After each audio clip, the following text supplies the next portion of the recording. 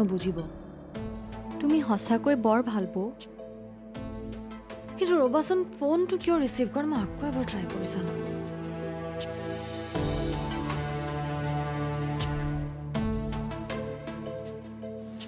Switch off.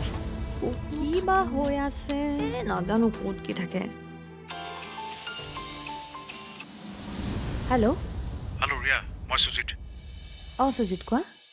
মই কথা এটা কওঁ, গুৰুত্ব দি শুনাচোন। কোৱা। তোমালোক ঘৰৰ পৰা কোনো নোলাবা, পাৰ্থ কিডনেপ হৈছে। কি? পাৰ্থ? তাৰ একো নহয়, মই কথা দিছোঁ। মাত্ৰ তোমালোক অলপ সাৱধান থাকিবা। মই পাছত সকলোবোৰ কথা ক'ম, ঠিক আছে?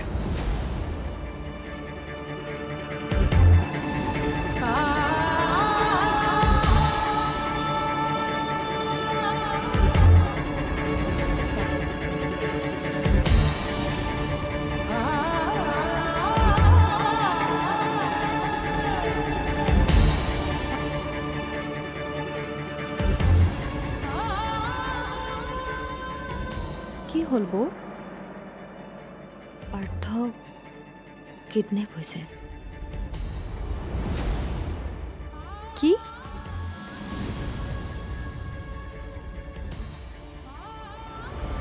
তুমি কোৱাৰ দৰে মানুহৰ কণ্ডিশ্যনবোৰ বুজিয়েই মই তোমাক এটা কথা কওঁ।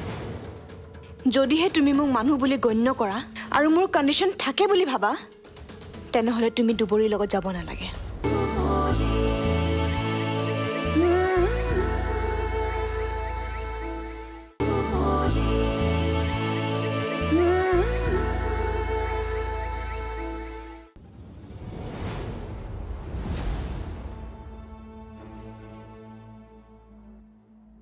তোমাৰ ওচৰত তাৰ মানে মোৰ কোনো ভেলুৱে নাই।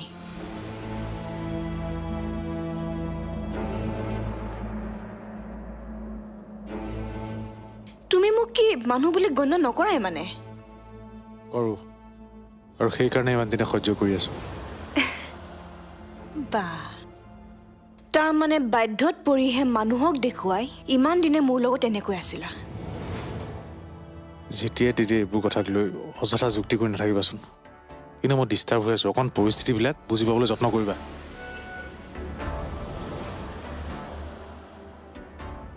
নোৱাৰো আৰু মই বুজিব। ইমান দিনেতো মই বুজিয়ে আছো, আৰু এনেও মই বহুত কথাই গম পাইছোঁ।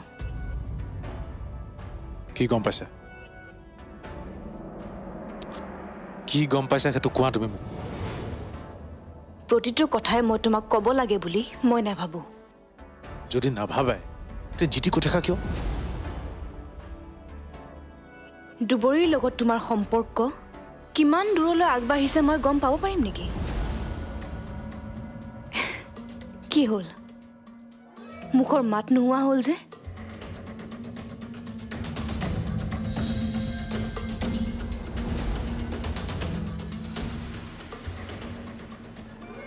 মই ঠিকেই ভাবিছিলোঁ যে তাই খুব সোনকালে মোৰ অধিকাৰবোৰ কাঢ়ি নিব। মগজুতৰ বেলেগ চিন্তা নাহে নেকি? বলি হৈছে তুমি এনি টাইম যে নিগেটিভ কথা ভাবি থাকা। কি অধিকাৰ কাঢ়িছে তাই তোমাৰ? আচ্ছা, তাই যদি মোৰ কোনো অধিকাৰবোৰ কাঢ়ি নিয়াই নাই, তেনেহ'লে তোমাৰ গাত যে গুলি লগা কথাটো প্ৰথমে কোনে গম পাব লাগিছিলে? মই নে দুবৰী? কি যে কথাবোৰ চিন্তা কৰি আছা নহয়। সেইটো চিটুৱেশ্যনত মই তোমাক খবৰ দিয়াটো ইম্পৰ্টেণ্ট নাছিল। চিটুৱেশ্যনটো কেনেকৈ হেণ্ডেল কৰোঁ সেইটোহে ইম্পৰ্টেণ্ট আছিল। গতিকে চোৱা, তুমি কথাবোৰ কওঁতে অকণ ভাবি চিন্তি ক'বা। কণ্ডিশ্যনবিলাক অলপ বুজি পাবলৈ যত্ন কৰিবা। অ'কে, ঠিক আছে।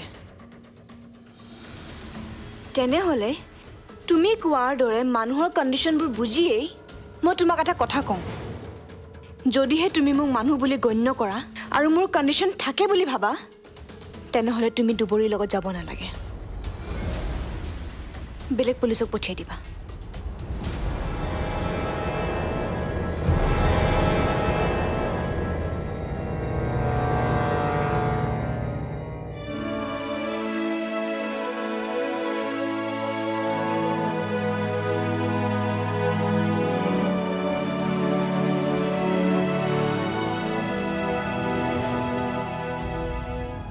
ইমানকৈ সাজি কাচি তই আকৌ কলৈ যাৱ ইম্পৰ্টেণ্ট কাম এটা আছে যাব লাগিব আহা এনেকুৱা এটা পৰিস্থিতিত তহঁতে এইবোৰ কি কৰি আছ কচোন দেউতা তুমি চিন্তা কৰিব নালাগে মই অংশু আৰু মামাক এবাৰ লগ কৰি আহোঁ ভদ্ৰক মাতি দিলেই দেখোন সি ইয়ালৈ আহিলহেঁতেন নালাগে অংশুৰ ওপৰত কাৰো চকু পৰাটো মই বিচৰা নাই সি ইয়ালৈ আহিব নালাগে মই তাক এবাৰ গৈ লগ কৰি আহোঁ তাক কথাবোৰ বুজাই দিলে সি বুজি পালেহেঁতেন নহয় দেউতা ইতিমধ্যে সেই পাখণ্ড দুটা পুলিচৰ হাতত গতিকে ইমান চিন্তা কৰাৰ একো দৰকাৰ নাই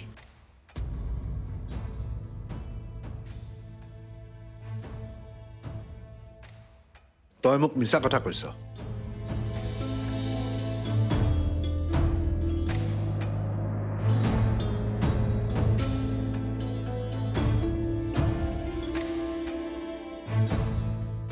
তই পাৰ্থক লগ কৰিবলৈ যাবলৈ ওলাইছ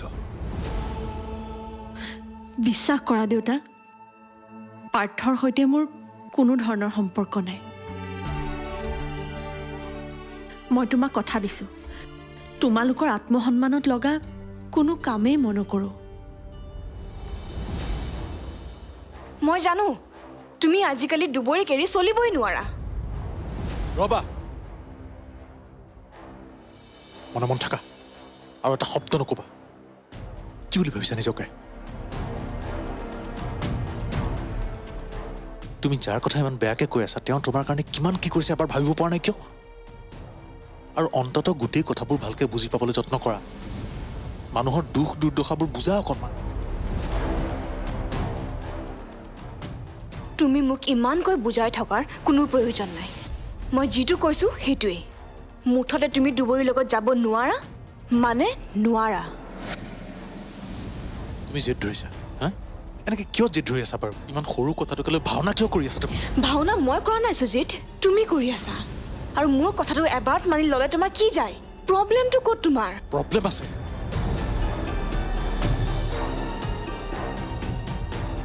এইটো চিটুৱেশ্যনত মই দুবৰীৰ লগত থকাটো খুবেই দৰকাৰী কথা আৰু এই গোটেই কথাখিনি মই এতিয়া ভাঙি পাতি ক'ব নোৱাৰোঁ মোৰ ওচৰত সিমান সময় নাই আৰু এই কথাটোক লৈ পেলাই তোমাৰ মূৰটোৰ লগতে মোৰ মূৰটো নষ্ট কৰিবলৈ চেষ্টা নকৰিবা মুঠতে তুমি যিয়েই নোকোৱা তুমি দুবৰীৰ লগত এটা শব্দ নকবা বুলি কৈছোঁ কিন্তু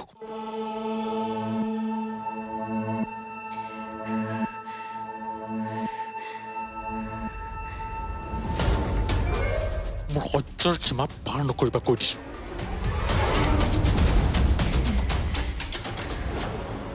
নহয় মই বেলেগ কথা এটাই সুধিব বিচাৰিছোঁ তোমাৰ আৰু পাৰ্থৰ যিটো ৰিলেশ্যন সেইটো ৰিয়াই গম পায় নে নাপায়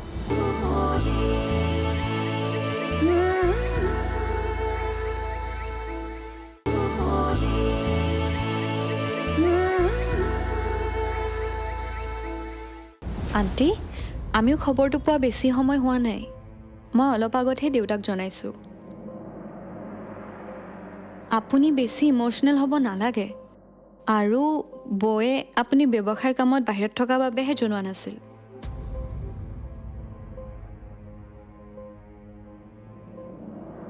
মা সুজিতে সকলোবোৰ ৰিস্ক লৈছে তুমি চিন্তা নকৰিবা ডিটেইলছত একো কোৱা নাই নাই নাই মা তুমি নিজৰ কামবোৰ আগতে শেষ কৰি লোৱা তাৰপিছত আহিলেও হ'ব তুমি একদম টেনশ্যন নল'বা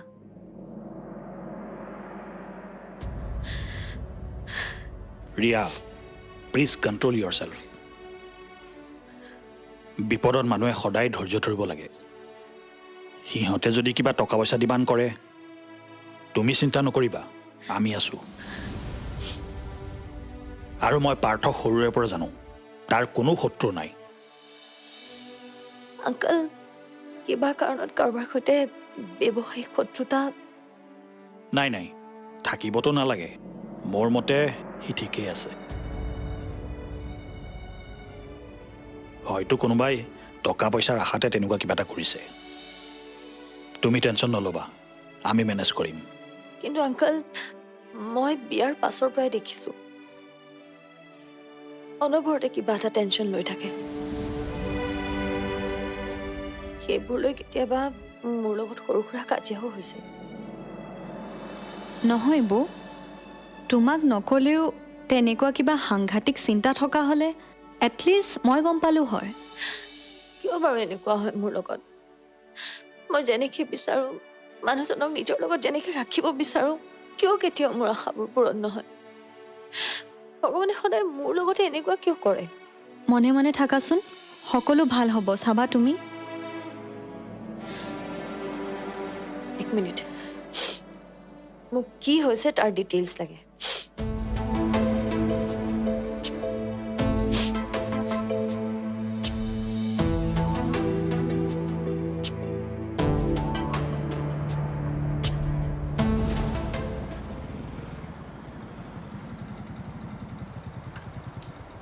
নামাচোন তুমি অলপ। কি হ'ল? চৰি দুবৰি, তোমাক কেনেকুৱা লাগিছে মই অনুভৱ কৰিব পাৰিছোঁ। প্লিজ এতিয়া আকৌ সেইবোৰ কথা উলিয়াই থাকিব নালাগে। মই জানো আপোনাৰ কোনো ভুল নাই। নহয়, মই বেলেগ কথা এটাই সুধিব বিচাৰিছোঁ। তোমাৰ আৰু পাৰ্থৰ যিটো ৰিলেশ্যন, সেইটো ৰিয়াই গম পায় নে নাপায়?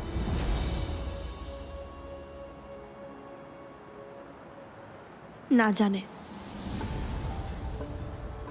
গতিকে কথাবোৰ কওঁতে অলপ সাৱধান হ'ব লাগিব। ৰিয়াই ফোন কৰোঁতে যথেষ্ট উত্তেজিত হৈ আছিল। সেইবোৰ তাই একো নাজানে। কিন্তু মোৰ বেয়া এইটো কাৰণে লাগিছে, আমাৰ ঘৰৰ কেছটোৰ কাৰণে বায়ে হওক বা পাৰ্থই হওক দুয়ো বিপদত পৰিছে। এনেকুৱা এটা চিটুৱেশ্যনত মই তাইৰ গৈ খবৰ এটা লোৱাটো প্ৰয়োজন বুলি ভাবোঁ। আৰু আমি যিকোনো প্ৰকাৰে দুয়োকে উদ্ধাৰ কৰিব লাগিব। লাগিলে মোৰে জীৱন যাওক। কাৰো একো নহয়, মই কথা দিলোঁ। দুয়োকে উদ্ধাৰ কৰিম আৰু দোষীক পুলিয়ে পোখাই উভালিম। আহা।